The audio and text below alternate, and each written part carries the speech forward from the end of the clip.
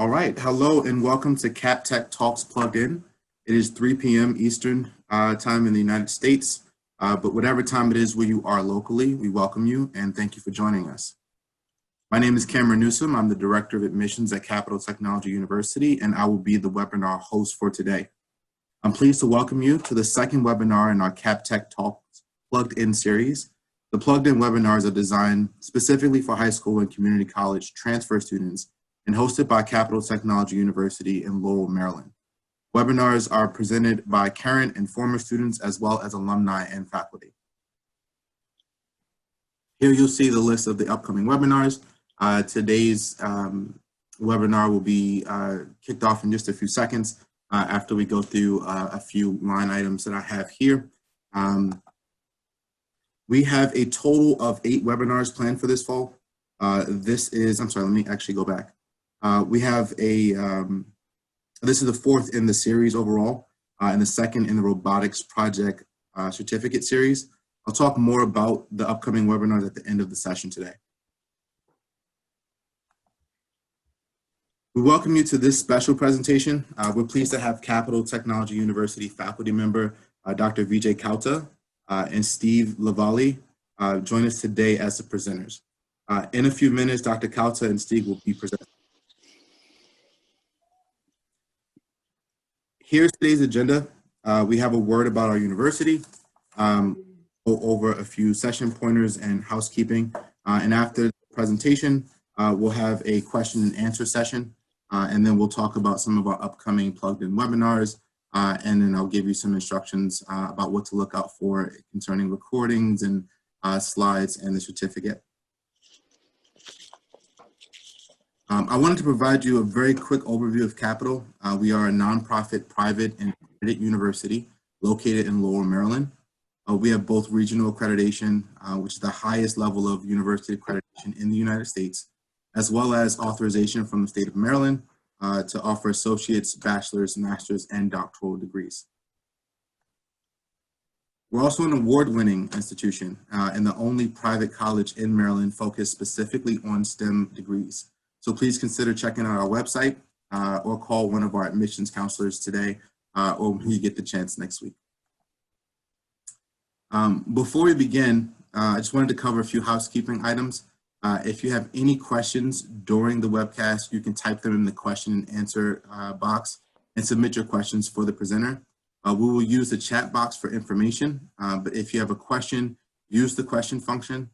This allows us to better manage questions. We're not enabling audience microphones or webcams for this webinar. You can submit questions at any time, and we'll try to answer as many of these as possible at the end of the presentation. Also, a follow-up email will be sent to all registrants with the on-demand link to the recording and the slides. We do encourage you to email the host and to tell us how we did. We do strive for continual improvement with each one of these that we do. And by the way, the entire session, including the Q&A at the end, should take less than 60 minutes.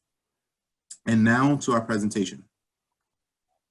Our presentation today is the second in a series of 4 webinars presented in October from the 2nd, 9th, 23rd, and then there'll be another on the 30th that will teach you how to design, build, and compete with the PiMars Robot using a Raspberry Pi. Upon successful completion of the 4 sessions, which can be watched live or on demand, you will earn a robotics project certificate and be eligible to enter your robot in virtual competition later this fall. Today's session is called PiMars Robot Mechanical Systems.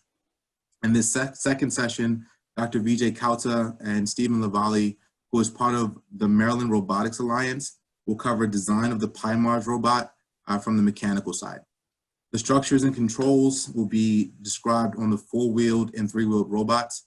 You'll get hands-on with designs using SketchUp so you can build a simulated environment for CAD.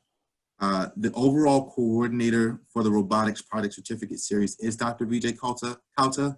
Dr. Vijay is a strong and visible leader in the support and encouragement of young people in their studies in engineering and specifically in formulating areas of responsive research. After completing degrees in applied mathematics and electrical engineering from NYU and Rutgers, he has been in federal research at the Office of Naval Research and Naval Research Laboratory. He has also been active with Sigma Chi and the Washington Academy of Sciences. Dr. Kauta has judged in interdisciplinary science panels for Washington Academy of Science over the past 20 years. He's also judged Vex and FIRST with me. And for these webinars, Dr. Kauta will lead a group of panelists who will join him for the presentation. Today, he's joined by Steve and LaValle. Steve will introduce himself in the presentation. And I want to welcome Dr. Kauta and Steve and LaValle. And I'll be quiet for now and let you guys get started. Thank you, Cameron. Again, welcome students. We have been doing this to get you interested in science, get you interested in robotics per se, and get you interested in designing and experimenting with a kit that you can take it to the next level. So we have amazing speakers lined up.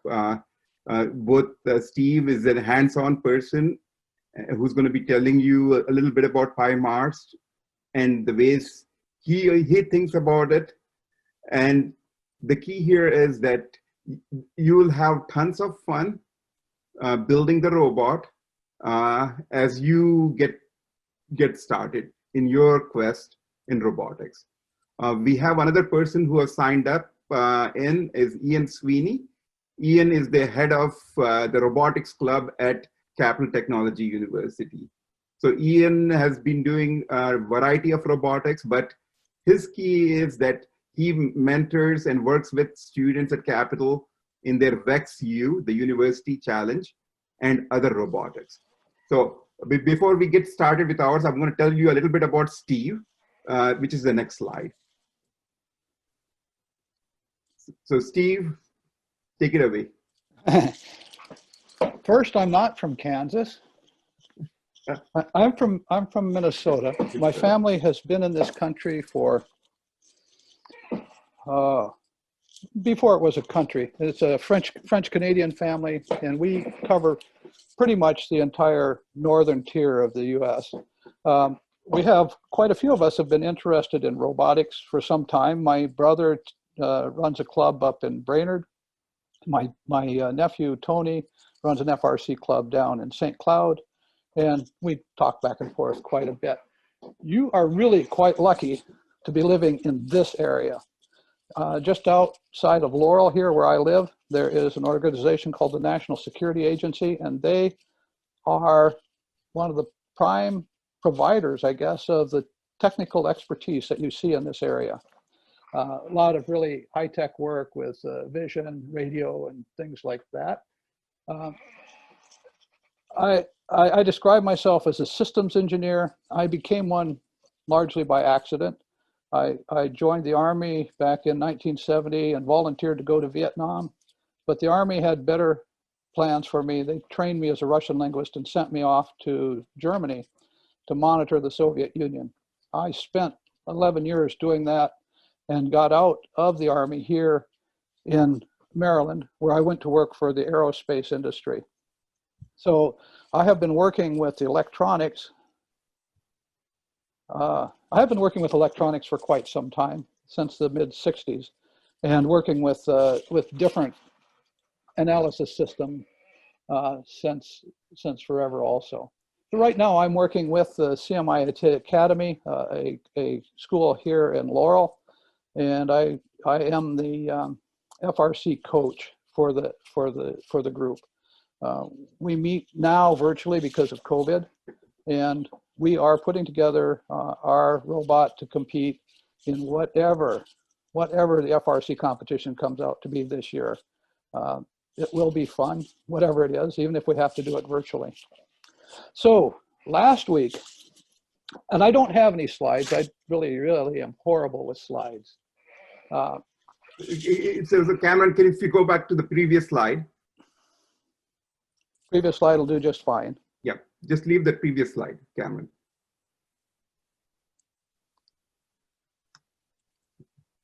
So last week, Vijay presented the field that this PiMars is supposed to operate in. It is it's identical pretty much to the first tech challenge, to the Vex Fields and some of the others. And you can picture it in space as a 12-foot by 12-foot by 12-foot cube with 6 feet of it underground and 6 feet of it above ground, so that when you place a robot in the middle of it, you're sitting at math coordinates 0, 0, 0. Nothing to the left, nothing to the right, nothing forward, nothing backward, nothing up and down. You're on the ground. And you're going to have to work out how your robot is going to meet the requirements of successfully rescuing, I guess, another rover that's on Mars. It's going to be sitting somewhere on the field, and it's going to be broadcasting a beacon signal. So we have this small robot that's shown there on the screen. It's one of these, just in case you're wondering at the scale. The motors here, these are Daegu motors. They run 48 to 1 off a regular motor. The thing runs very slowly across the field. It can traverse your 12-foot field in a couple of seconds. But you're going to have to work out how to make it maneuver.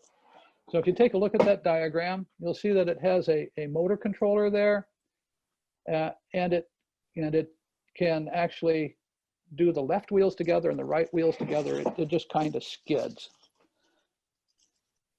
So what we're going to have to do is work out the requirements. We're going to have to decompose the requirements here and figure out exactly what you're going to do.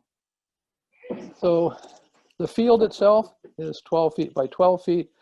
The robot is on it someplace. So the first thing we notice is that we're going to have to be able to detect the signal coming from the beacon. Vijay, do we have that beacon yet? Yeah, we're not turned it on yet. This weekend we'll be turning it on, but it's an IR beacon. And so it's infrared.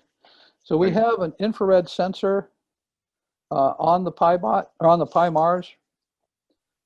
If not, then we're going to have to make that our first requirement. You have to be able to detect infrared to meet the first requirements, which is to find that robot. So when I talk about decomposing or working out these requirements, is you have to know what your objective is, where you have to operate, what those conditions are, and how much time you got left to meet the requirements. So the field that Vijay showed you was the 12 by 12 field, and on it there were 6 to 10 other objects. There were small footballs that you aren't supposed to hit. There were some what looked like weights about 8 to 10 inches across up on a platform that you probably can't move. There were some structures in the center, and there were some areas around the outside that you can't touch. So your primary goal here, drive around the center of this field because you can't cross it, find the IR beacon and park yourself next to it without hitting any obstacles. So once we've done that, then we will have won, or at least placed. So let's look at your drive control. You have a drive controller there, and in your robot, when you first log into it, you'll find that there are some Python scripts that describe to you how that drive works. The controller is communicated with over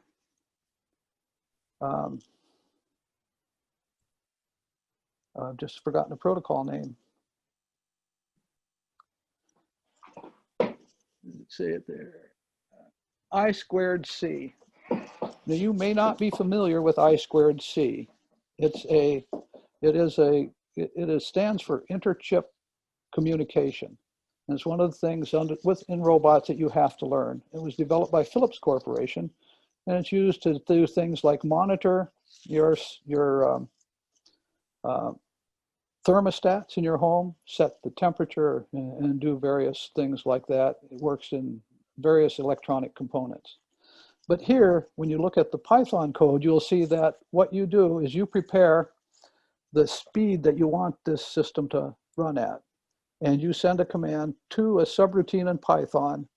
Python goes to the I2C address 0x40, 64 in decimal, and tells the I2C chip that it wants to send it some stuff. And it then calculates the speeds, the settings that are needed on that chip to drive those motors at the speeds that you want. And it writes out numbers in various registers and then tells the board to execute them. So mechanically, your control of that is, what do I want the left wheels to do? What do I want the right wheels to do? They can go forward, they can go backward. They can do it only as a pair of left wheels, pair of right wheels. So imagine for yourself, I have to make a left turn. How am I going to do that? You really need some way to sense the speed that this thing is going. And what that means, either you have to have a set of encoders. Encoders actually turn the rotation of an object into digital signals. Did we lose the signal? Did we lose the presentation? Yeah. What's that? Oh, the presentation just disappeared. So if we had sensors like that, if we had such sensors, then we could just read the speed of the vehicle from the fact that the wheels are turned around. We don't have an encoder on this vehicle. If you want one, imagine yourself, well, how would I get an encoder on here? So engineering-wise, you have to look at the vehicle and see, where can I put something? You have the wheels turning here. You have a shaft turning here. You have another shaft turning here. So if you were to find a set of magnets that you could put, say, on this end right here, or on this shaft right here, and put a Hall sensor. It just tells you when a magnetic field is present. You could, when the wheels spin, you could read it. But one way to achieve getting this thing to turn exactly the way you want. Another way is, well, these wheels turn at a certain speed. If you stop the left wheels and spin the right wheels, it will just spin around on this axis right here, and you'll be able to tell how far you go by timing the vehicle. So if you've got a way to time the vehicle, then you can set it up to go make a left turn by just running for some portion of a second, and then you'll know that it's turned. So you have a requirement to turn, to drive around the center, and you have several ways to achieve it. You're going to have to make some decisions on trade-offs for that and actually do it. You have to avoid the obstacles. Obstacles on this field are small objects, lift weights from the gym, footballs, boxes. So you have to be able to detect them. So this device is a three-wheel device, runs like the other one. That is, you got this wheel turns, this wheel turns, and this caster. So it steers the same way. Its center is a little bit farther up. But here on the front, this one has a sensor. And this sensor is a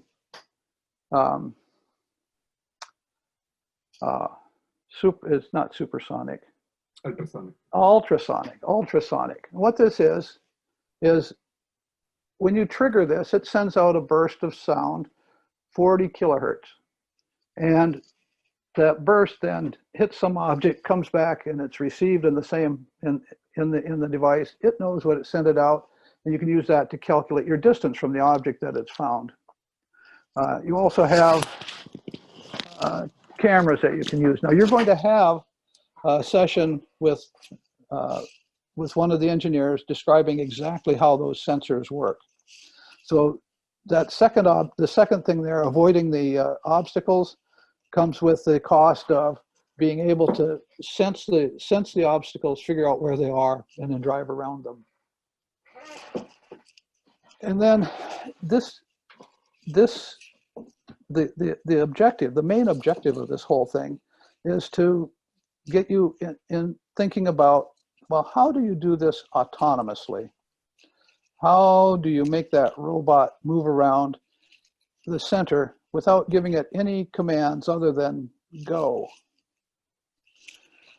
So you're going to have to do some path planning functions. And we need to work out, well, how do you store paths in a vehicle like this?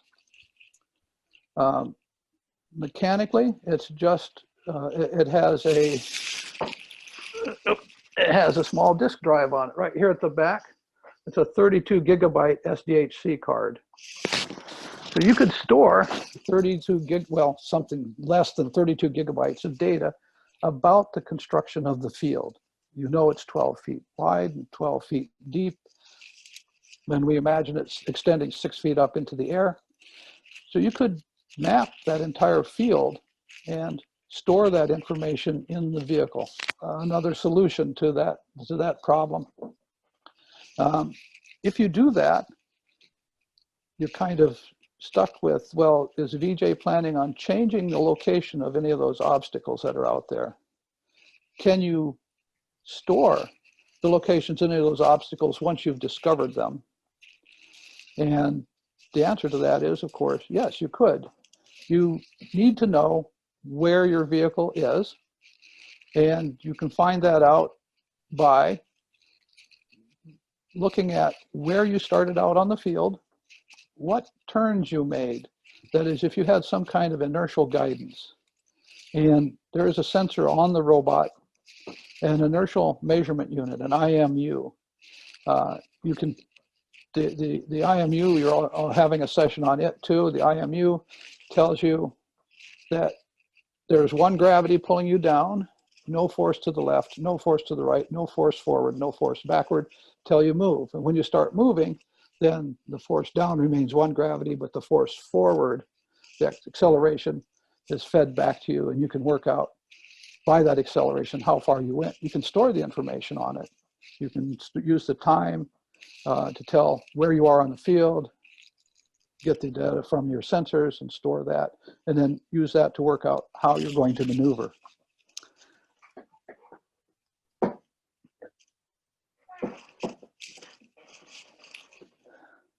So is there anything else on this vehicle? The last thing on the vehicle is, well, the control system itself. You have all of your sensors, including the camera that you're getting information from, and the camera can be run under control of a program called OpenCV, Open Computer Vision. Now, Open Computer Vision allows you to take images from the camera itself, store them, and process them using filters to tell what it is you're looking at. You can set it up to look at a person's face and say, I'm looking at a person. You have enough of a database, you can have it look at a person and say, well, that's Steve. And look at another person and say, that's probably Steve's brother, Jim. He's got, looks the same, he's just a little older. So you have the inputs to your system that you can store. You have static maps that you can draw for your system. And then you have the control, how this thing is all supposed to work. So on your control system, if you picture you started out at a single location and you apply some force to your vehicle and it moves a certain distance, you predict where you want it to be, where you want it to go. You don't want it to hit the obstacle. You want to make sure it's not in the path of the obstacle. But what you do if it doesn't meet, is not going the space that you want to go to. There's an algorithm that you use, a control algorithm, where you take the current set of data, apply the changes that you're going to make, measure the results. That is, you run your OpenCV to see where the objects are. You run your sensor program to tell how close you are to the objects. You run the internal measurement unit program to tell how much you've changed. And you get a delta, an error. And that error, then you feed back into the loop to calculate the next change in velocity, the next power that's going to be distributed to the robot. And we put all of those together, you have a control system, one that you'll be able to run around this field with and achieve the goal.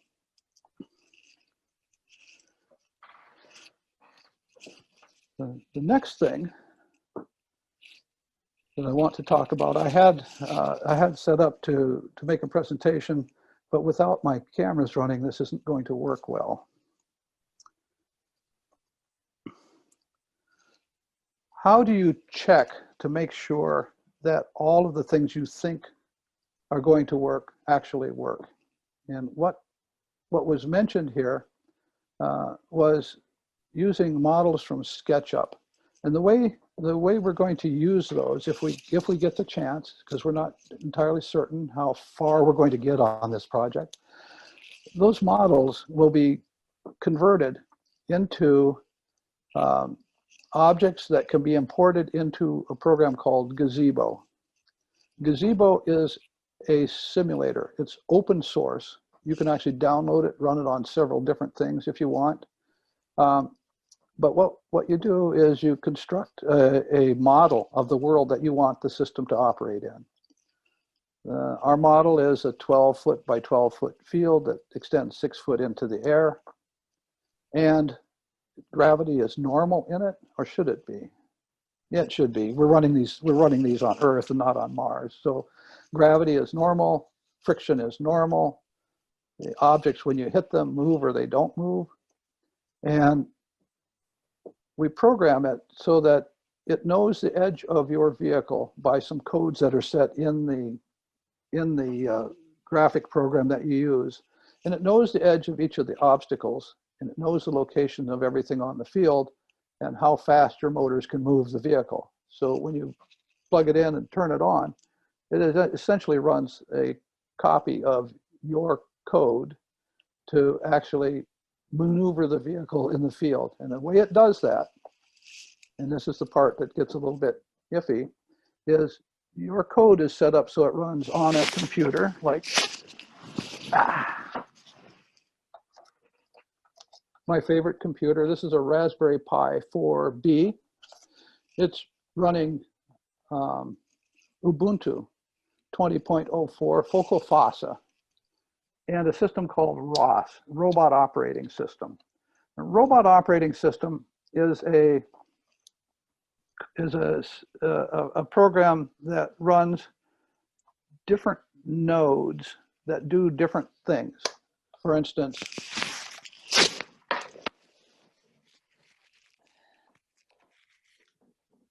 you have the joystick that you want to use in your program. There are a number of ways to use it. One of them is you charge this thing up, it's Bluetooth. The Raspberry Pi on the robot speaks Bluetooth. You set it all up. And if you happen to be in the room with the robot, you set it up to understand that this is button 1, button 2, and so on. And you have all of the controls here that you're going to operate, and you drive your vehicle. Suppose you were in the middle of a pandemic and you needed to drive your vehicle. This is not going to work because this only works within the same room. But the code that works it, the code that runs it is running in here so that you run from here to here and from here to the robot. What you need is a communication line from here to the robot, possibly across a VPN. And then you can drive the robot using this because you pick up the signal here, take it to your local laptop, go to the wireless through the VPN over to the lab and run the device itself. It has the problem that you can't see But if you have a little bit of time, a 5-inch screen, an HDMI adapter, and some glasses that you don't mind breaking, you can hook this up to the Raspberry Pi, up to your eyes, and stream video from that robotic camera to your own set. So you have a way of actually driving that robot as yourself. I don't know that anybody's going to try that. It is not the easiest task in the world. But what it would take is on this side where the joystick is red, you run a node for ROS2, and that node is called Joy node. It's already set up. You just start it and tell it that this is the joystick that you're using, and it can read the output of this device, and it can make it available to be subscribed to. That is, at the moment, I'm pushing this button down or this button down. I'm moving this joystick forward. I'm moving this joystick backward. I've pressed these buttons, and that's being broadcast. The robot, on the other hand, can have a node on it that says, I'm looking for Joy node on this device. Once it looks for Joy node on this device, as long as you've got your VPN running, this is available to the robot, and it can actually run your joystick commands locally, and then you can drive it around the field. That's not autonomous, but it's interesting. If you have the code to run the robot to calculate how that drive is supposed to be done, and you have that on this Raspberry Pi that I just showed you, then it can send the commands to the robot. What that means is you could run either this one or something like this one. This robot doesn't have a Raspberry Pi on it. This robot has a little wireless device here, and it is essentially an Arduino. It can be set up to just receive the commands from the joystick, send it out here. So you put a camera on here, read the joystick from here, drive this from your home, or sitting right there in the lab next to it. So we have quite a few options. What you do in either case is take the model that you produce, convert it so it runs under Gazebo. Gazebo has a model of the field. You send the signals out from your computer as if it is controlling that vehicle by one of the means that I said, and then it drives around the field. And that's our plans. A little bit less time than I would have taken had I had parts of this working. The other thing that Steve, you didn't include is the how would you modify your robot to add these sensors? Where would you place them on this field, and how do you extend it beyond the? Well, so when we start the robot, it's a small. In the Vex or FTC, you have an 18-inch cube. So let's assume ours is a 6-inch cube when we get going, and if you want to extend our robot with additive pieces that you put on using CAD, where would you put them, and how would you incorporate? Well, that depends for the sensors and other things that you may want. You may not modify it at all. Suppose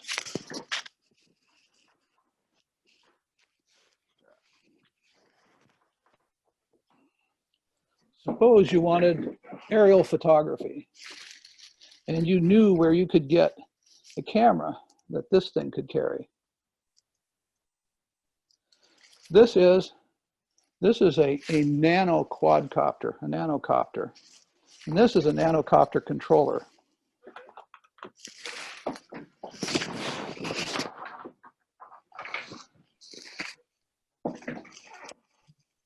This is also a nanocopter controller. It's an Arduino. It knows the codes that come out of here, and it can drive this vehicle into the air, And if you had a camera that this could carry, and they do exist, they're sometimes called penny cameras. You take all the extra weight off, and you just need a place to put this on your vehicle and put this on the vehicle. And you have to decide where they're going to fit. This needs a platform. Just has to be carried out on the field a little ways. This could be the Arduino, or it could be something smaller, such as the Arduino Micro. You just have to work out where they're going to fit, and that's where you're going to use CAD. Now, I cannot describe how to do that. Right. But the students, if they want to do the modification, can certainly do it. And they can test it out in the simulation in Gazebo. And you have another robot that has another sensor on it. Okay. So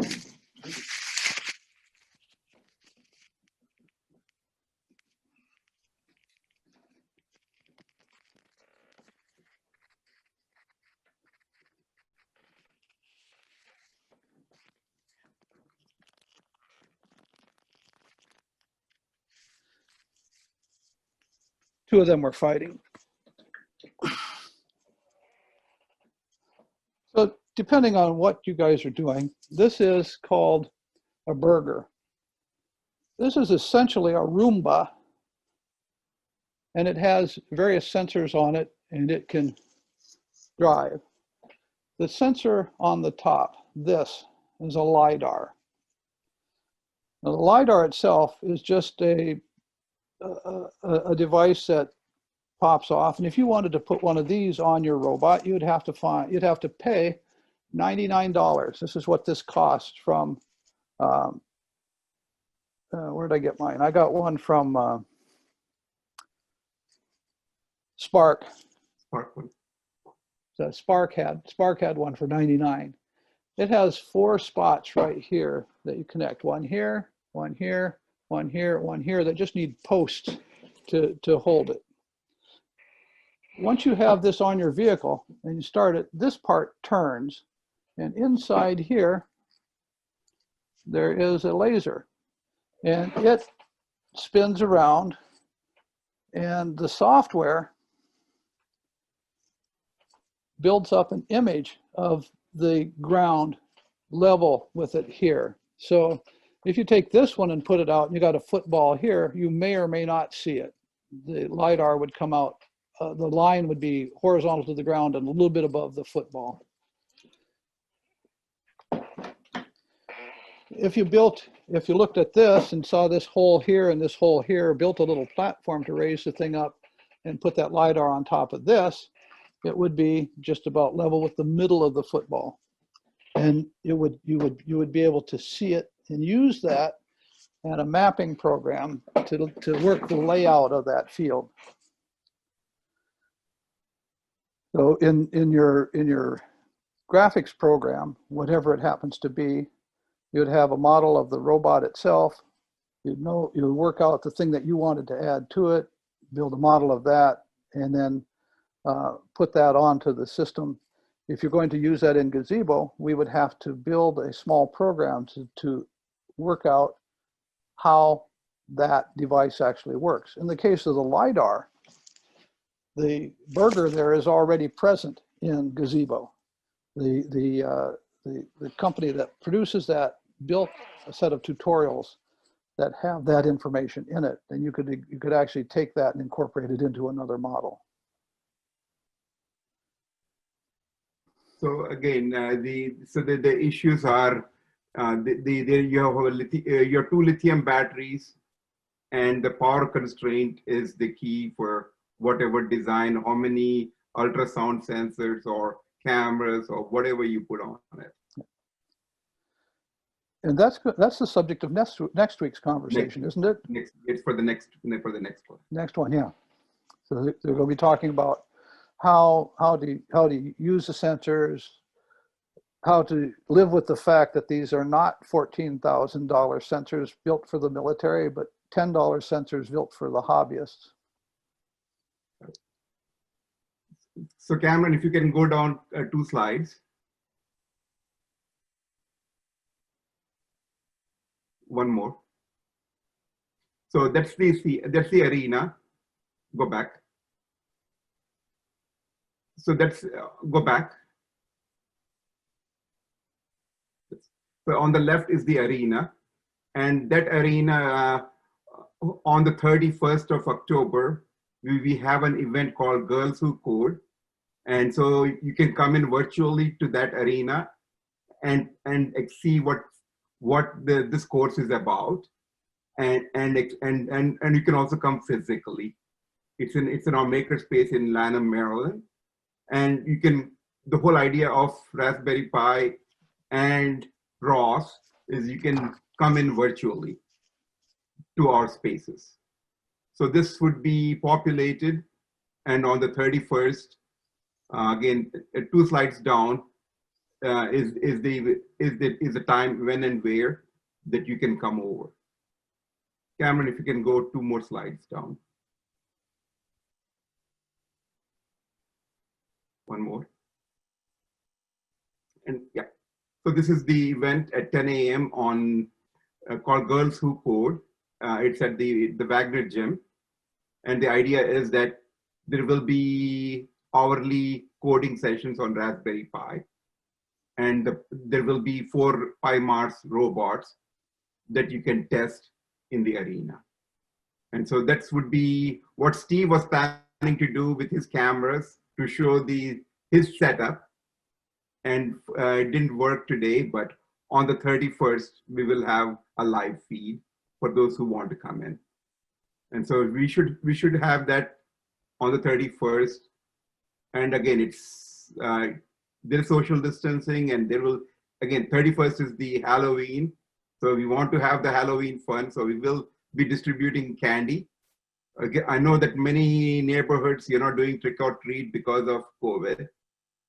So we are doing it early. And so the idea is to have fun and enjoy what you're doing. So it's an open activity, and we have partnered up with the local Rotary, which is called the Greenbelt Rotary. And so they're providing the lunch, and they're providing the resources to help us. So everyone who shows up gets a t-shirt, and you'll be part of the fun. And those who are brave enough may get a kit that you can take home and experiment with it. So that's the game plan. And we want all of you to come and ask questions. So we have the next week's speaker, Raj, and Ian will be helping Raj next week on the 23rd of October. So they are available, and so they're on the speaker list and as attendees also. So with that, Cameron, it's yours. Do we have any questions? That is the all-important question. Do we have any questions? As it stands, I don't see anything in the Q&A. Any of our participants are welcome to actually about 2 minutes ahead of schedule. So if you want to buy the kit yourself, you can go to, again, there were pictures of the PiMars with a commercial company called Sphero. So you can buy their rover, and the add-on kits for autonomy, they come to be around $350 to $400. So that's one possibility. And there are a couple of other knockoffs that you can get it for below $200. So the kit that we have made, the PiBot, which is now the PiMars, it's around $250. So it's an entity locally called STEMSAT. They have a PCB manufacturing facility in Frederick. So they make it, and they're available locally. So you can go pick it up. So that's around $250. And so again, it's a way to get more students to compete and have fun. The key here is that Vex or FTC or other competitions, the cost of the kit itself is a lot, and then the add-ons you put in. So the add-ons you're going to put in on the PiBot, on the PiMars, there will be cost to it, like the $100 if you're buying that LiDAR. There may be cheaper LiDAR that you can get, but the key here is the systems part. You need to understand the trade-off of what you're getting and what you're going to benefit from it, and especially the issues of trading the power supply. And so those are the questions that you will be addressing with that sheet that would be included in this on your design. And of course, everything that you do would be in a notebook that you document and put your materials together. Vijay, as far as cost goes, you got things like this on Amazon. This is $70. This device here, the Raspberry Pi, depending on which one you choose, is $30 or $60. So this is, if you look at the construction, this one is rather cheap. It's probably not going to stand up for very much, but you can get in this a little less expensively. It's not made in the US. This thing comes from China. So you have to make your decisions. Am I buying politically? Am I buying something to support local business? Do I want Bezos to have more of my information? There are other sources out there. Yep. He just shut your light off, didn't he? Yeah. So $70 to about $400, but the PiMars itself should be. Yeah, oh, you gave the price on that. Yeah.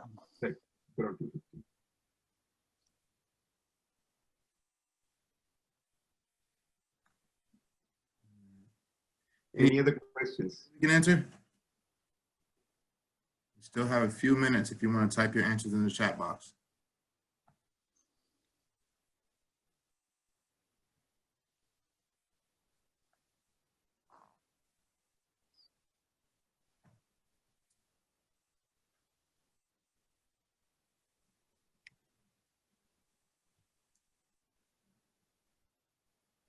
All right. I don't want to belabor it. I know it's not always easy to toss a question out there. Maybe you'll have some questions more after reviewing some of this content again on demand. And it's okay if we finish a little early, unless Vijay or Steve, you have anything that you want to.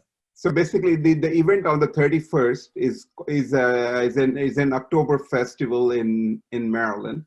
It's called Shroom Fest. So hopefully next year, when there's no COVID, we expect students from Capitol to bike. So hopefully the maker spaces at Capitol will be open, and hopefully Ian will run it at Capitol. And so we will have multiple sites that kids can come for coding on a Saturday, and then head over to the Shroom Hill Park, where it's the Oktoberfest. So you have a hayride and lots of fun October things like the pumpkin spice drinks and carving. And 31st being Halloween, costumes, all are welcome. And so this is going to be an yearly tradition.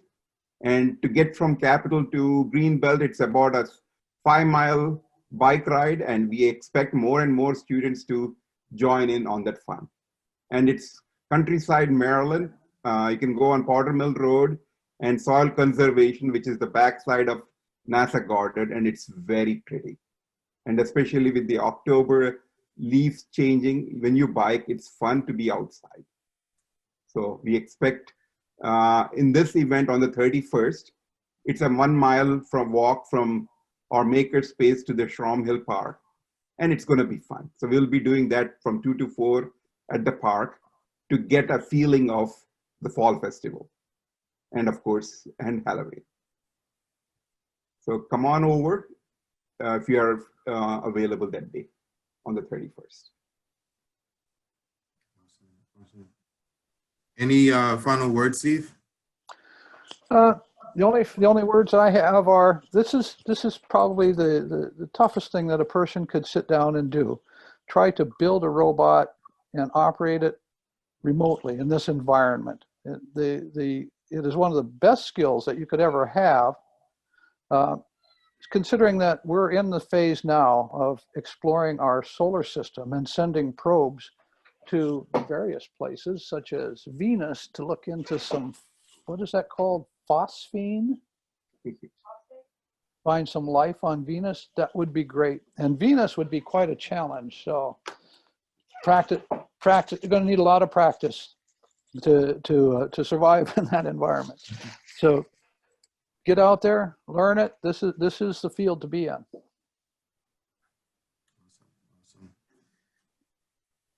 Well, I'll go ahead and move forward. As I mentioned earlier, this is the 4th of 8 webinars we're presenting this fall in the Plugged In series. Following each live session, our webinars will be available on demand. And we encourage you to view them again or share them with your friends. Also visit our webinars page to register for our upcoming Plugged In sessions, as well as for our regular webinars, which also take place on Fridays this fall. You'll want to join us in 2 weeks on Friday, October 23rd, for our next Plugged In webinar. It's called PiMars Robot, Sensors, and Systems Engineering. Again, that's going to be the 23rd, will be the 3rd in this series. Thank you again to our presenters. As I mentioned before the presentation, a link for the recording will be emailed to all registrants. I also wanted to mention that this session does not have a certificate of completion. Those who attend all 4 of the robotics webinars, whether they're live or on demand, and that's October 2nd, 9th, 23rd, and 30th. I think I saw some names today that I didn't see last week, so please be sure to go back and review the October webinar on demand. But you'll all earn a robotics project certificate, as well as be eligible to enter your robot in a virtual robotics competition later this fall. Thank you, Cameron. We take a week off from the robotics project series to present our regular CapTech Talk webinar for October. You can join us next week for Dr. Ron Martin. That's going to be on October 16th. We'll be diving into critical infrastructure and credentials. You can visit our webinars page for more information and to register. And this officially concludes the webinar. You can watch for a follow-up email with the details on the link for the on-demand recording and more information for next week's session. On behalf of Capital Technology University, our webinar is now concluded. This is Cameron Newsom saying thanks again and goodbye. Goodbye.